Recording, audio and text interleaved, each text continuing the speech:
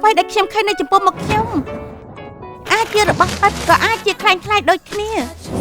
ពួកយើងគួរត្រួតពិនិត្យមើលទេតើនេះជាស្នាមញញឹមនៃជ័យជំនះមែនទេ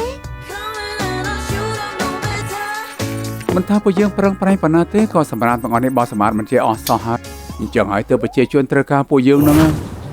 ពួកយើងអាចបោះខោអាវប្រឡាក់ចូលក្នុងម៉ាស៊ីនបោះខោអាវបានចាស់បោះមនុស្សស្មោកគ្រងតើពួកយើងគួរចាត់ការបែបណាពួកយើងត្រូវតែមានវិធីលើកនេះបានថ្លៃធ្នូតខ្ពស់ណាស់គុណជា2យ៉ាងមិនដែរគុណជា2អូគួរតែនៅកន្លែងណាមួយហើយពេលនេះយើងគួរធ្វើយ៉ាងម៉េចពួកយើងនឹងរកវិធីតើបើនេះថាម៉េច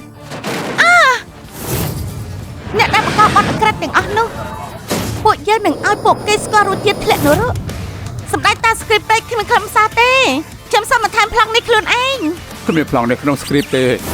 តើអ្វីជាការពិតហើយអ្វីជាការคล้ายៗទៅគ្រប់យ៉ាងត្រូវបានកំណត់ឡើង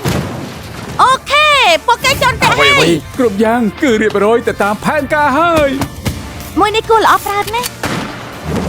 រីករាយអ្វីដែលអាចធ្វើទៅបានទៅ